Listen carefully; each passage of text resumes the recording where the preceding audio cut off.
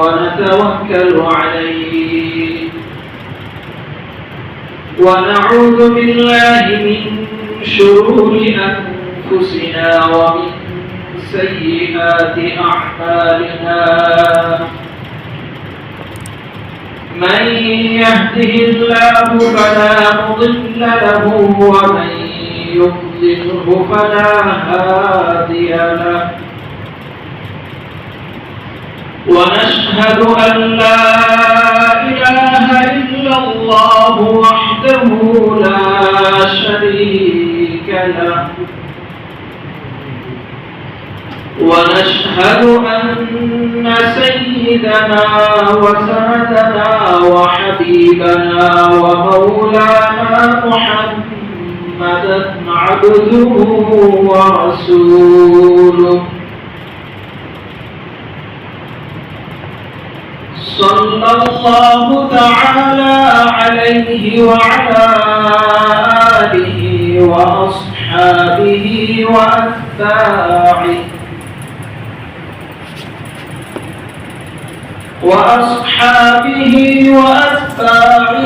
وأنصاره وعلماء أمته أجمعين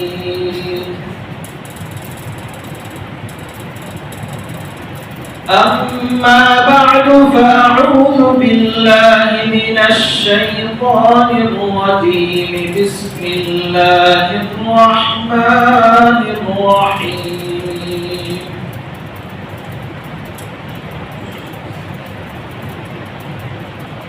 يا أيها الذين آمنوا اتقوا الله حق تقاته ولا تموتن إلا وأنتم مسلمون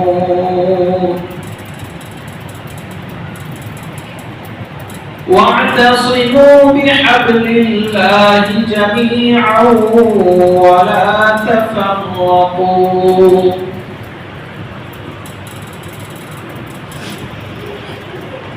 وقال تعالى في آية أخرى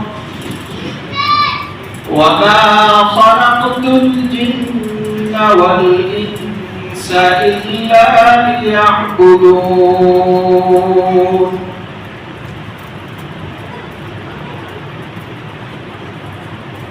وقال تعالى في آية أخرى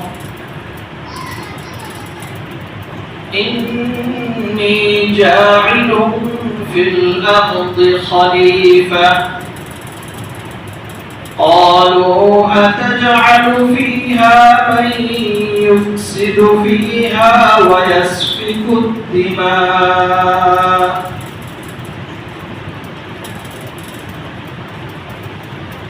صدق الله مولانا العظيم وصدق رسوله النبي الأمي الكريم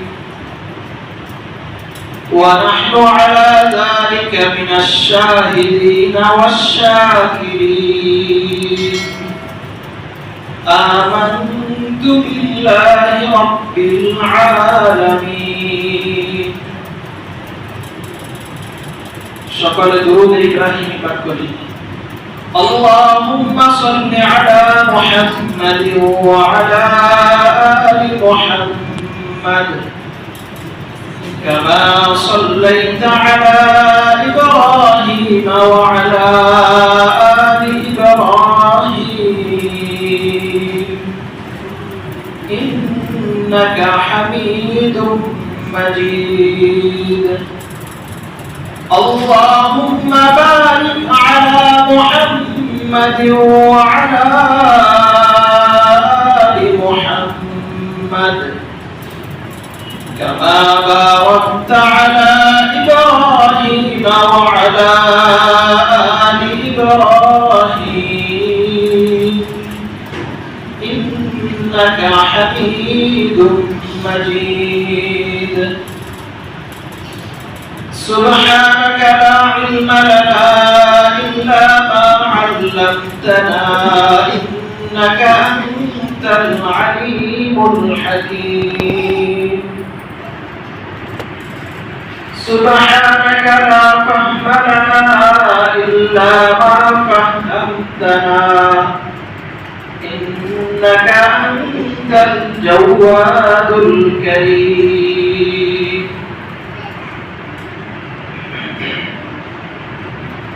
মহান আল্লাহ রাব্বুল আলামিনের দরবারে লাখো কোটি শুকরিয়া যে মহান রব্বুল আলামিন আহকামুল হাকিমিন পরওয়ারদিগার আলাম অত্যন্ত ভালোবেসে মহব্বত করে আল্লাহ রাব্বুল আলামিনের বিধান আল্লাহ রাব্বুল আলামিনের হুকুম পালন করার জন্য মসজিদে আসার তৌফিক দান করেছেন এজন্য আমরা শুকরিয়া আদায় করি আলহামদুলিল্লাহ আলহামদুলিল্লাহ সবাই আরো জোরে সোরে বলি আলহামদুলিল্লাহ আলহামদুলিল্লাহ আমি আপনাদের সম্মুখে মহাগ্রন্থ আল কোরআনুল কারীম থেকে কয়েকটি আয়াতে কারিমা তিলাওয়াত করেছি আমি যে আয়াতে কারিমা তিলাওয়াত করেছি সেই আয়াতের মধ্যে আল্লাহ রাব্বুল আলামিন বলতেছেন ইয়া আইয়ুহাল্লাযীনা আমানু তাকুল্লাহ হাক্কা তুকাতিহি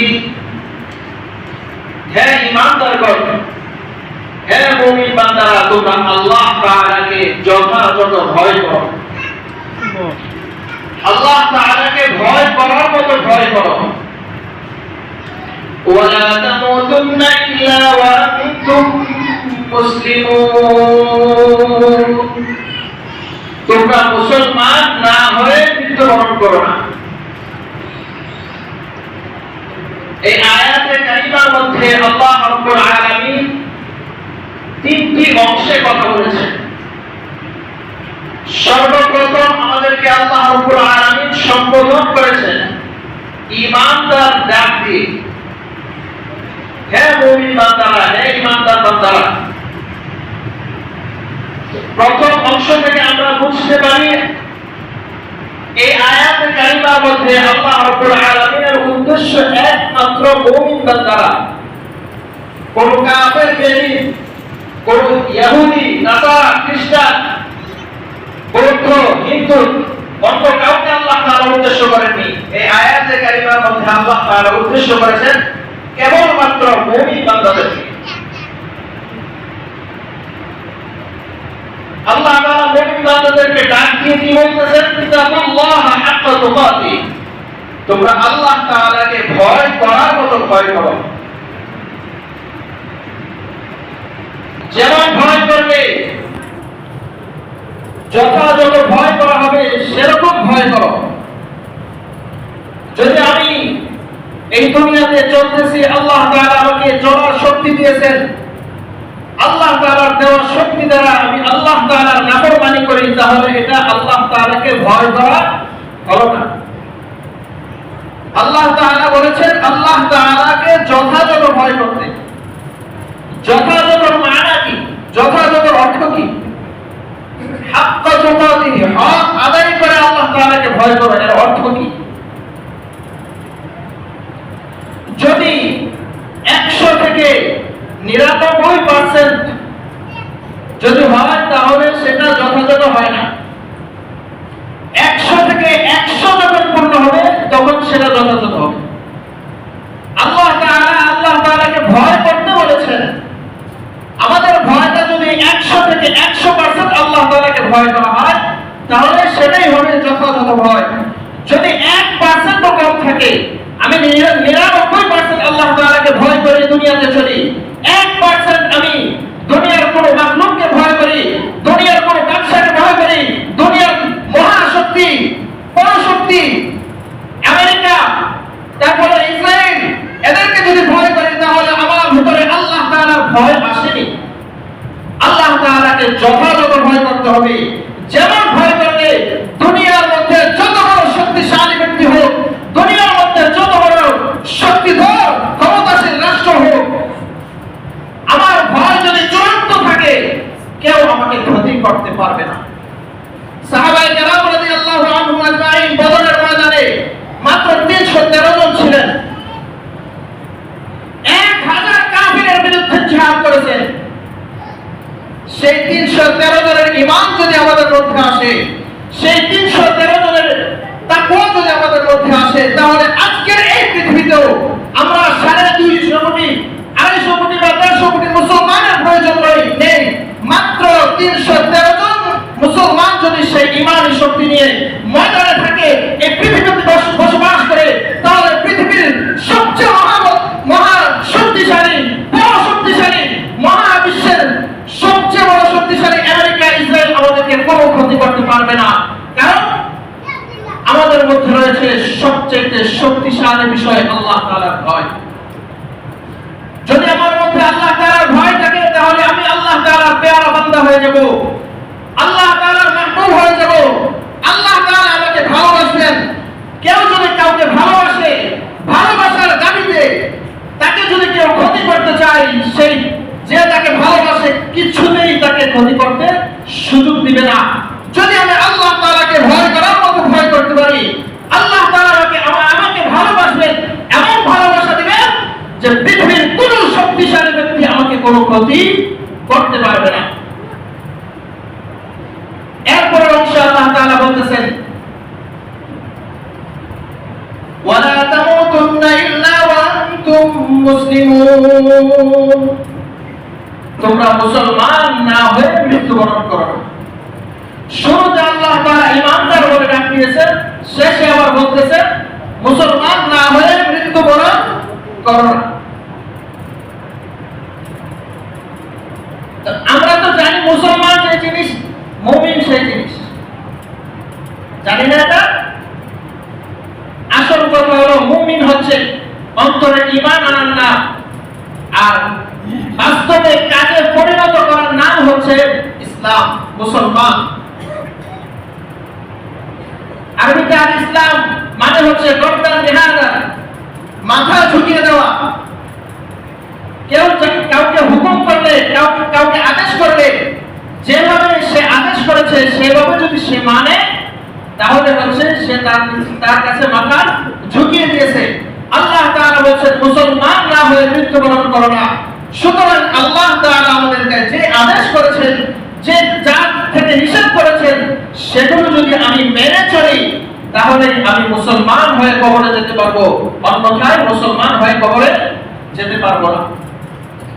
আমার মুখ্য উদ্দেশ্য এর পরবর্তী আয়াত, যে আয়াতের মধ্যে আল্লাহ তাআলা বলতেছেন, ওয়া'তাসিমু বিহাবলিল্লাহি জামিআন ওয়া লা তাফাররাকু।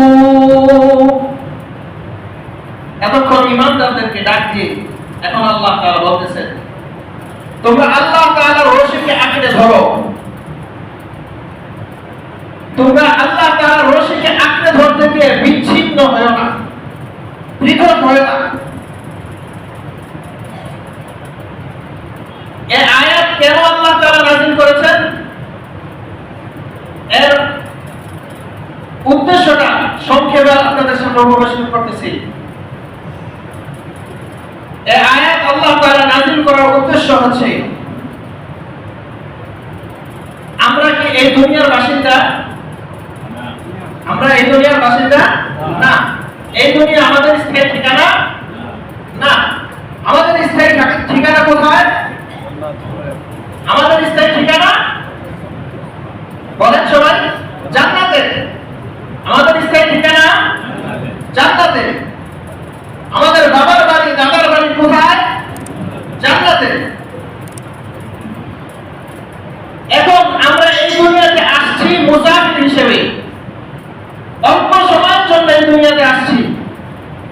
আমাদেরকে আবার পুনরায় জান্নাতে যেতে হবে। সেই জান্নাতে যাওয়ার ক্ষেত্রে আমি যদি রাস্তা ভুল করি, ভুল রাস্তায় চলি, আমার বাড়ি মনে করেন দুনিয়ার উদাহরণ হিসেবে, আমার বাড়ি মনে করেন চট্টগ্রামে, আমি যদি সিলেটের দিকে যাই, তাহলে রাস্তা কি সঠিক হলো? রাস্তা সঠিক হলো না। আমার বাড়ি চট্টগ্রাম, আমাকে যেতে হবে চট্টগ্রামের রোডে। আমার আসল বাড়ি জান্নাতে, আমাকে যেতে হবে জান্নাতের রোডে। যদি ভিন্ন পথে আমি চলি, আমার আসল বাড়িতে আমি যেতে পারবো না। এখন জান্নাত যে আমাদের আসল বাড়ি, সেটা বুঝলাম কিভাবে? আমরা কি জান্নাতে জন্ম হয়েছি? আমাদের জন্ম কি জান্নাতে হয়েছে? হয়নি। তাহলে আমরা কিভাবে বুঝলাম সেটা আমাদের আসল বাড়ি?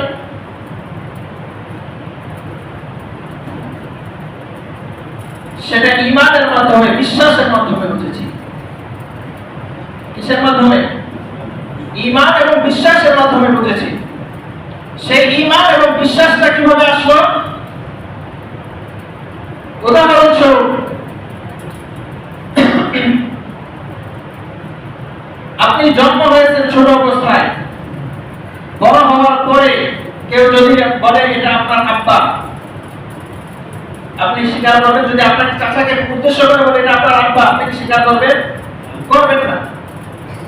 ছোট থেকে আপনার মা আপনাকে শিক্ষা দিয়েছে তোমার বাবা হচ্ছে এটা, আপনার মা যেটা শিক্ষা দিয়েছে তাকে আপনি বাবা বলবেন, অন্য কাউকে বাবা বলবেন না। ঠিক তদ্রুপ আমাদের গোড়ার অংশে, আমাদের এই দুনিয়াতে আসার সূচনা যিনি হযরত আদম আলাইহিস সালাম, সেই আদম আলাইহিস সালাম থেকে এই কথা সকলের মাঝে প্রসিদ্ধ এবং সকলেই বলেছে, সকল আম্বিয়া আলাইহিস সালাম বলেছেন আমাদের আসল বাড়ি হচ্ছে জান্নাত। এখন এর প্রমাণ কি? প্রমাণ হচ্ছে হযরত আদম আলাইহিস সালামকে আল্লাহ তাআলা সৃষ্টি করেছেন কোথায়? আমার সাথে কথা বলেন। আদম আলাইহিস সালামকে সৃষ্টি করেছেন কোথায়? জান্নাতে। আল্লাহ তাআলা আদম আলাইহিস সালামকে সৃষ্টি করেছেন জান্নাতে, কিন্তু উপাদান হচ্ছে দুনিয়া। উপাদান দুনিয়া। মানুষ সৃষ্টি করেছেন চারটি পদার্থের মাধ্যমে। এক হলো মাটি, দুই আগুন, তিন পানি, চার বাতাস। এই চার জিনিসের মাধ্যমে আল্লাহ তাআলা মানুষ সৃষ্টি করেছেন। উপাদান হচ্ছে এগুলো দুনিয়া, কিন্তু সৃষ্টি করেছেন জান্নাতে। দুনিয়ার উপাদান দিয়ে আল্লাহ তাআলা জান্নাতে কেন সৃষ্টি করলেন? এজন্যই আল্লাহ তাআলা দুনিয়ার উপাদান দিয়ে জান্নাতে সৃষ্টি করেছেন, যাতে আমরা বুঝতে পারি আমরা যেখানে উপাদানই হই না কেন, আমাদের আসল বাড়ি, আসল ঠিকানা, আমাদের জন্মস্থান সেটা হচ্ছে জান্নাত। এখন শুরুতে বলেছিলাম আমাদের আসল বাড়ি জান্নাত। এটা বুঝতে পারছি? বুঝতে পারছি? আমার সাথে একটু কথা বলেন, নাহলে কথা বলবো না। তো যেটা বলছিলাম, আমরা আমাদের আসল বাড়ি যে জান্নাত সেটা বুঝতে পারছি কিনা? এক নম্বর প্রমাণ পেলাম, আদম আলাইহিস সালামকে আল্লাহ তাআলা জান্নাতে সৃষ্টি করেছেন। সৃষ্টি করতে গিয়ে ফেরেশতাদের সাথে বিভিন্ন কাহিনী হয়েছে, সেটা সময় কম বলার সুযোগ নেই। দ্বিতীয় প্রমাণ হচ্ছে আদম আলাইহিস সালাম হচ্ছে আমাদের আদি পিতা, আর আমাদের রূহানি পিতা হচ্ছে নবী মুহাম্মদুর রাসূলুল্লাহ সাল্লাল্লাহু আলাইহি ওয়াসাল্লাম। আমাদের রূহানি পিতাকে মানুষ এই দুনিয়াতে বেঁচে থাকে দুটো জিনিসের মাধ্যমে। এক হলো শরীর, দ্বিতীয় হচ্ছে রূহ। আমাদের শারীরিক পিতা হচ্ছে আদম আলাইহিস সালাম, আমাদের রূহানি পিতা হচ্ছে হযরত মুহাম্মদুর রাসূলুল্লাহ সাল্লাল্লাহু আলাইহি ওয়াসাল্লাম। তো আমাদের আদি পিতাকে আল্লাহ তাআলা জান্নাতে সৃষ্টি করে আমাদেরকে বুঝিয়েছেন আমাদের আসল বাড়ি জান্নাতে। আমাদের রূহানি পিতাকে আল্লাহ তাআলা সেই মেরাজের কাহিনীর মাধ্যমে, মেরাজের ঘটনার মাধ্যমে জান্নাতে ঘুরিয়ে আমাদেরকে বুঝিয়েছেন যে আমাদের আসল বাড়ি হচ্ছে জান্নাতে। এই দুইটা প্রমাণের মাধ্যমে আমরা কি বুঝতে পারছি আমাদের আসল বাড়ি জান্নাতে? এখন আসল বাড়ি যেহেতু জান্নাতে, আমরা আছি কোথায়? দুনিয়ায়। আদম আলাইহিস সালামকে যখন আল্লাহ তাআলা জান্নাতে সৃষ্টি করেছেন, একটা গাছের কাছে যেতে নিষেধ করেছিলেন, শয়তানের ধোঁকায় পড়ে আদম আলাইহিস সালাম ভুলে গিয়ে, অনেকে বলে ইচ্ছাকৃত নয়, আদম আলাইহিস সালাম ভুলে গিয়ে সেই গাছের কাছে গিয়েছিলেন, সেই গাছের ফল খেয়েছিলেন, যার কারণে আল্লাহ তাআলা জান্নাতি পোশাক তার থেকে সরিয়ে নিয়েছেন এবং আল্লাহ তাআলা এই দুনিয়াতে পাঠিয়েছেন। এই দুনিয়াতে পাঠানোর ক্ষেত্রে আল্লাহ তাআলা যে শব্দটা ব্যবহার করেছেন, আমরা সমাজে হয়তো কথায় কথায় বলে ফেলি আদম আলাইহিস সালামকে আল্লাহ তাআলা জান্নাত থেকে বের করে দিয়েছেন। খবরদার এই শব্দ ব্যবহার করা যাবে না। যদি কেউ কাউকে কোন প্রতিষ্ঠান থেকে বের করে দেয়, তাহলে সেই প্রতিষ্ঠানে পুনরায় যাওয়ার তার সুযোগ থাকে না। আমাদের আদি পিতা হযরত আদম আলাইহিস সালামকে আল্লাহ তাআলা জান্নাত থেকে বের করতে যদি, তাহলে দ্বিতীয়বার আবার জান্নাতে যেতে পারতেন না। এজন্য আল্লাহ তাআলা যে শব্দ করেছেন, কোরআনে কারীমের মধ্যে আল্লাহ তাআলা বলেছেন কুল্লা বিকু মিনহা জামিআ, তোমরা সকলে জান্নাত থেকে নেমে যাও। আল্লাহ তাআলা শব্দ ব্যবহার করেছেন ইহবিতু, মানে হচ্ছে জান্নাত থেকে নেমে যাওয়ার কথা বলেছেন। আল্লাহ তাআলা জান্নাত থেকে বের করে দেননি। যদি অপরাধ হতো, সেই ফল খাওয়া যদি অপরাধ হতো, তাহলে বের করার কথা আসতো। সেই ফল খাওয়াটা অপরাধ হয়নি, কারণ তিনি ইচ্ছাকৃত খাননি। এজন্য আল্লাহ তাআলা বলেছেন তোমরা জান্নাত থেকে নেমে যাও। যেহেতু আমরা দুনিয়াতে নেমে আসছি, এখন আমাদেরকে যেতে হবে আমাদের জান্নাত আসলকারীকে। এখন যেতে হবে, নামা শব্দ থেকে আমরা বুঝতে পারি আমরা জান্নাত থেকে নিচে আছি। আমরা জান্নাত থেকে নিচে আছি, এখন উপরে উঠবো কিভাবে? প্রশ্ন আসে না? কেউ নিচে থাকলে, কোথাও থাকলে নিচে নামাটা সহজ, কিন্তু উপরে ওঠাটা কঠিন। উপরে ওঠার জন্য হয় সিঁড়ি রাখবে, নতুবা রশি রাখবে। এখন আমরা যে দুনিয়াতে নেমে আসছি, জান্নাতে যাওয়ার জন্য কোন সিঁড়িকে আমরা দেখতে পাই? কোন সিঁড়ি দেখতে পাই না। উপরে ওঠার দুইটাই সুরত, হয় সিঁড়ি রাখবে নতুবা কোন রশি রাখবে। তো সিঁড়ি যেহেতু দেখতে পাই না, তাহলে আমরা দ্বিতীয় সুরত অবলম্বন করতে হবে। রশির মাধ্যমে আল্লাহ তাআলা আমাদেরকে জান্নাতে নেবেন। কোন ব্যক্তি যখন কোন কূপের মধ্যে পড়ে যায়, তাকে উঠানোর জন্য রশি লাগে। এক নম্বর শর্ত কি লাগে? রশি লাগে। দুই নম্বর, সেই রশিটা মজবুত হতে হয়। কি হতে হয়? মজবুত হতে হয়। তিন নম্বর, সেই রশির মধ্যে মজবুত করে ধরতে হয়। কি করতে হয়? মজবুত ভাবে ধরতে হয়। চার নম্বর, সেই রশিটা উপর থেকে কেউ দয়া মনে করে টান দিতে হয়। এই চার কাজ যদি না হয়, তাহলে কোনো ব্যক্তি নিচ থেকে উপরে উঠতে পারবে না। এক নম্বর রশি রাখবে, দুই নম্বর রশিটা মজবুত হওয়া লাগবে, তিন নম্বর ভালোভাবে আঁকড়ে ধরতে হবে, চার নম্বর রশিটা উপর থেকে টান দিতে হবে। তো যে আয়াত আমার বোঝার উদ্দেশ্য, আল্লাহ তাআলা বলেছেন ইয়াতাসিমু বিহাবলিল্লাহি জামিআ, তোমরা সকলে আল্লাহ তাআলার রশিকে আঁকড়ে ধরো। আল্লাহ তাআলা ইয়াতাসিমু এই শব্দ ব্যবহার করেছেন। ইতিসাম মানে হচ্ছে মজবুত ভাবে, শক্ত ভাবে ধরা।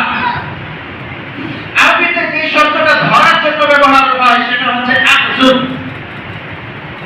আল্লাহ তাআলা এই আয়াতের মধ্যে আকজুব শব্দ ব্যবহার করেননি।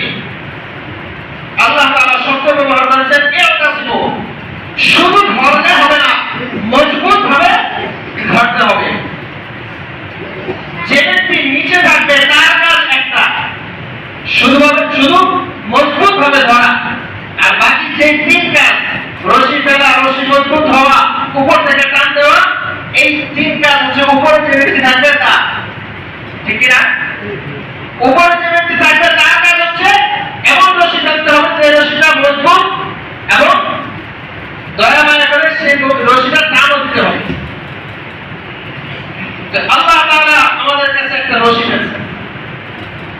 আল্লাহ তাআলা আমাদের কাছে একটা রশি ফেলছেন। এখন রশিটা মজবুত কিনা, রশিটা মজবুত কিনা আমরা যদি সেই রশির নাম শুনি, নাম শোনার মাধ্যমে আমরা বুঝতে পারবো সেই রশি যে রশি করেছেন সে রশির নাম হচ্ছে আল কোরআন। কি আল কোরআন? কোরআনের কারিম কি অমজবুত না শক্তিশালী? মজবুত। কোরআনের কারিম কি কেউ বিকৃত করতে পারবে? কখনো সম্ভব? কোরআনের কারিমের মতো কেউ রচনা করতে পারবে? কখনো সম্ভব? সম্ভব না। সুতরাং এর দ্বারা আমরা বুঝতে পারি আল্লাহ তাআলা আমাদেরকে জান্নাতে নেওয়ার জন্য যে রশিটা ফেলেছেন সেই রশিটা মজবুত। দুটি কাজ হয়ে গেছে। 3 নম্বর কাজ, আমাকে রশিটা মজবুত ভাবে আঁকড়ে ধরতে হবে। আর 4 নম্বর কাজ, আল্লাহ তাআলা সেই রশিটাকে টান দিয়ে জান্নাতে নিতে হবে। এখন তৃতীয় কাজ আমি করতে হবে, আমি যে হাতে ধরবো এটা কি দুনিয়ার এই হাত দিয়ে ধরবো? দুনিয়ার এই হাত দিয়ে আল্লাহ তাআলার কোরআনকে ধরতে হবে না, বরং আল্লাহ তাআলার এই কোরআন কারীমকে ধরতে হবে ভিন্ন এক হাতে, ভিন্ন আঙ্গুলের মাধ্যমে।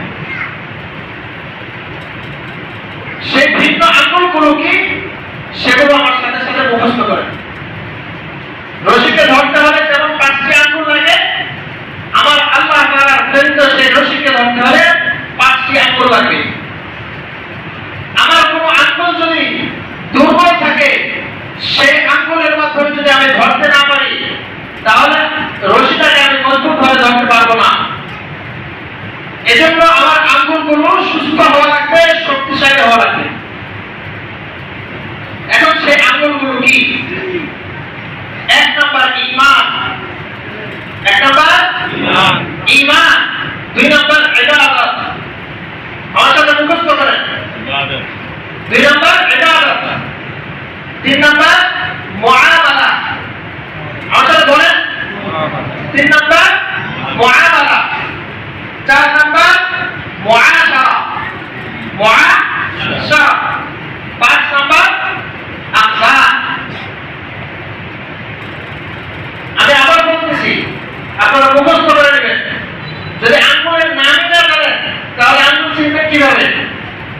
আর আঙ্গুল শক্তিশালী আছে না দুর্বল আছে সেটা তো বুঝতে পারবেন না। আঙ্গুলকে মাঝে মাঝে অ্যাক্সিডেন্ট করে শক্তিশালী আছে না কেটে গেছে বা ভেঙে গেছে কিনা এগুলো দেখতে হবে। এজন্য আঙ্গুলের নামগুলো মুখস্থ রাখা। 1 নম্বর ঈমান, 1 নম্বর ঈমান, 2 নম্বর ইবাদত, 3 নম্বর মুআমালা, 4 নম্বর মুআশারা, 5 নম্বর আখলাক।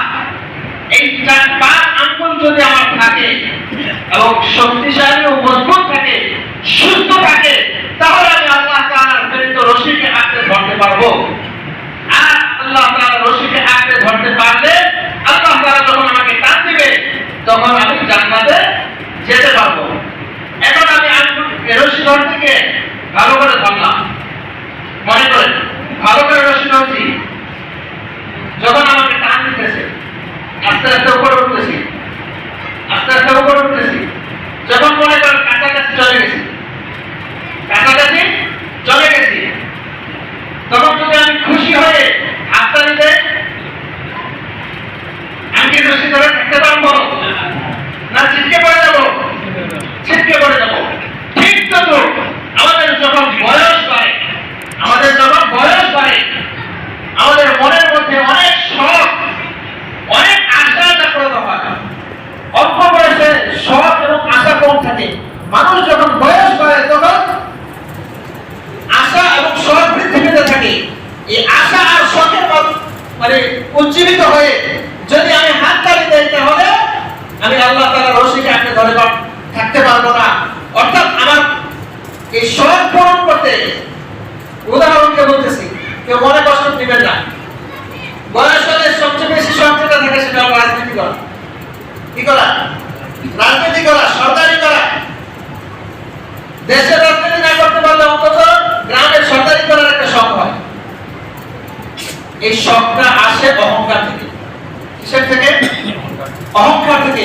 অহংকার হচ্ছে একটা হাততালি। এই অহংকার যদি আপনার মধ্যে আসে, আপনি হাততালি দিয়েছেন, সাথে সাথে আপনি সেই রশি থেকে ছিটকে পড়ছেন, সুতরাং আপনি আপনার আসল বাড়ি জান্নাতে যেতে পারবেন না।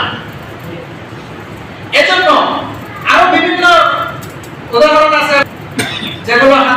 পর্যায়ে পড়ে। আজকে সময় কম, একটাই বললাম, এজন্য আমাদের যতই শখ হোক না কেন, যতই আশা দুনিয়া নিয়ে হোক না কেন, এই আশা আল্লাহ তাআলার ইচ্ছা অনুযায়ী যদি না হয় সেটা পূরণ করা যাবে না। আল্লাহ তাআলার ইচ্ছা অনুযায়ী হলে সেটা পূরণ করতে পারবো। দুনিয়াতে আমি রাজনীতি করি, দুনিয়াতে আমি সরকারি করি, মাতব্বরি করি, যদি এটা আল্লাহ তাআলার বিধান অনুযায়ী হয়, রাসূল সাল্লাল্লাহু আলাইহি ওয়াসাল্লামের সুন্নাহ তরিকায় হয়, তাহলে আমি সেটা করতে পারবো। যদি আল্লাহ তাআলার বিধান মতো হয়, রাসূল সাল্লাল্লাহু আলাইহি ওয়াসাল্লামের সুন্নাহ মোতাবেক হয়, তাহলে আমি সেটা করতে পারবো, অন্যথায় করতে পারবো না। এজন্য আজকের এই বর্তমান বাংলাদেশে, নতুন বাংলাদেশে যারা সঠিকভাবে সুন্নাহ মোতাবেক কোরআন এবং সুন্নাহর আলোকে রাজনীতি করে তাদের সাথে আমরা থাকবো ইনশাআল্লাহ। বলেন ইনশাআল্লাহ। যারা কোরআন সুন্নাহ মানে না, যারা দিনের দুপুরে রাস্তাঘাটের মধ্যে পাথর মেরে মানুষকে হত্যা করতে পারে, সেটা কোরআন সুন্নাহ মোতাবেক রাজনীতি করতে পারে না, কখনো করতে পারবে না। রাজনীতি যদি করতে হয়, সরকারের মাতব্বরি যদি করতে হয়, আমাকে আল্লাহ তাআলার বিধান অনুযায়ী করতে হবে, রাসূল সাল্লাল্লাহু আলাইহি ওয়াসাল্লামের সুন্নাহ মোতাবেক করতে হবে। নতুবা আমি দুনিয়াতে এই ভোগ বিলাস করে দিতে পারবো, আমার আসল করে জান্নাতে যাওয়া কখনো সম্ভব না। জাহান্নামের দিকে যেতে হবে, আমার উল্টা রাস্তার দিকে যেতে হবে। আল্লাহ তাআলা আমাদের সকলকে সঠিক পথে জান্নাতের রাস্তায় যাওয়ার তৌফিক দান করুন।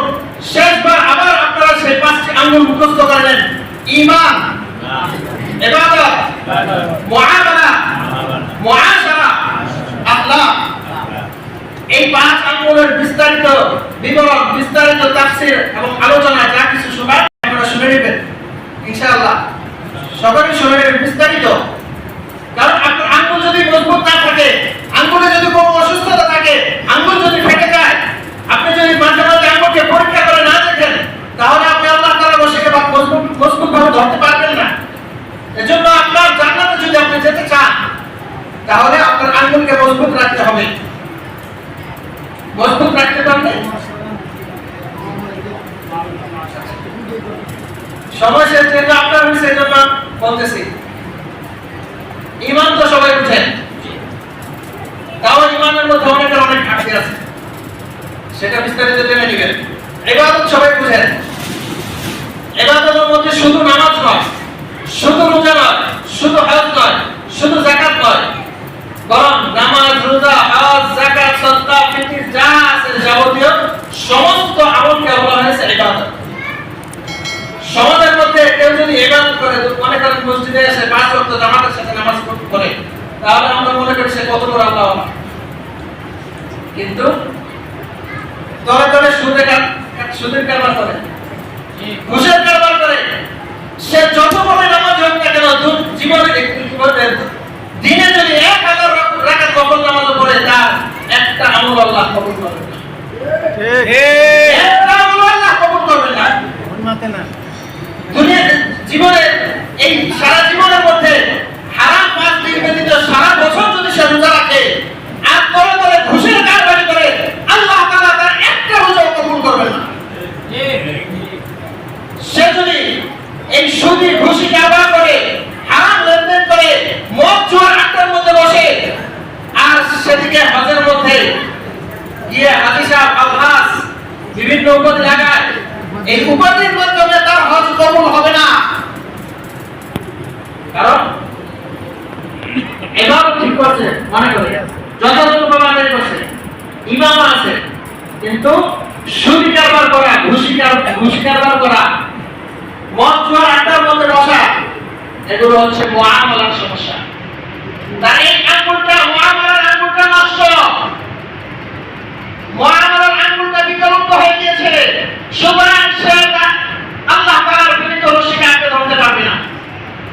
মুআমালার আঙ্গুলকে মজবুত, সুস্থ এবং শক্তিশালী করতে হবে। মুআমালা মানে হচ্ছে পারস্পরিক লেনদেন করা, হয় টাকা পয়সা, হয় কোনো জিনিস আসবাবের, যে কোনো লেনদেনকে বলা হয় মুআমালা। যে কোনো লেনদেনকে কি বলা হয়? মুআমালা।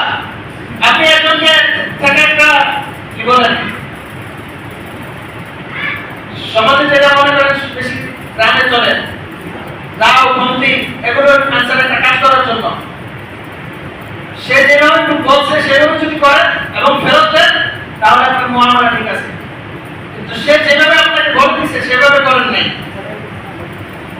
এবং যথাসময়ে আপনি ফেরত দেন নাই, তাহলে আপনার মুআমালার সমস্যা, আপনার মুআমালার সমস্যা। সংক্ষেপে মুআমালা বলা ধরন লেনদেনকে বলা হয়, আর মুআশারা হচ্ছে পারস্পরিক সম্পর্ক। পারস্পরিক সম্পর্ক, আমি আমার ভাইয়ের সাথে যেমন সম্পর্ক রাখা দরকার সেভাবে সম্পর্ক রাখা।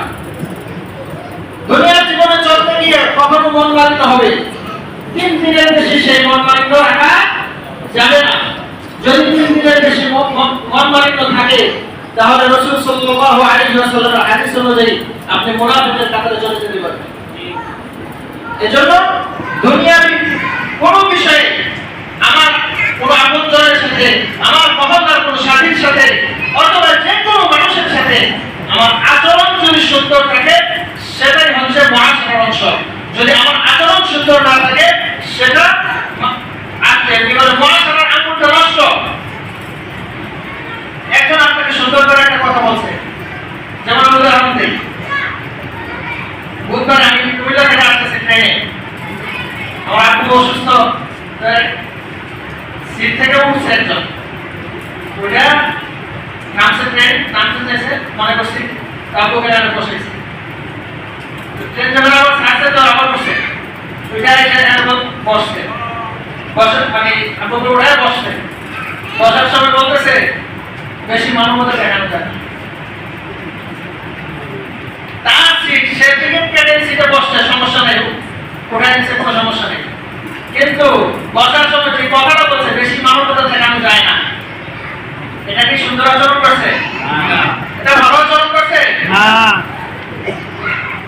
এই সামান্য কথার মাধ্যমে আপনি কাজটা করছেন সঠিক, আপনার সিটে আপনি বসছেন, কাজটা সঠিক হয়েছে, কিন্তু আপনার কথাটার কারণে আপনার আচরণটা খারাপ হয়ে গেছে। এই ধরনের বিভিন্ন ক্ষেত্রে আমাদের আচরণ, পারস্পরিক আচরণ যদি অসুন্দর হয় সেটাই মানে হচ্ছে আমার মুআশারার অঙ্গটা নষ্ট, মুআশারার আঙ্গুলটা নষ্ট। এজন্য আমার মুআশারার আঙ্গুলটাকে কি রাখতে হবে? মজবুত, শক্তিশালী এবং সুস্থ রাখতে হবে। 3টা শব্দ বলছি, মজবুত, শক্তিশালী এবং সুস্থ রাখতে হবে। অসুস্থ হলে হবে না এবং শক্তিশালী ও মজবুত না থাকলেও চলবে না। সংক্ষেপে এতক্ষণ আপনাদের সামনে যে কথাগুলো বললাম, আল্লাহ তাআলা ভুল ভ্রান্তি মাফ করে আমাদের সকলকে আমল করার তৌফিক দান করুন। আমাদের 5 আঙ্গুলকে সঠিক করে, মজবুত ভাবে, শক্তিশালী করে, সুস্থ রেখে আমাদের মৃত্যু পর্যন্ত চলার তৌফিক দান করুন। আল্লাহ তাআলার রশিকে মজবুত ভাবে আঁকড়ে ধরার তৌফিক দান করুন।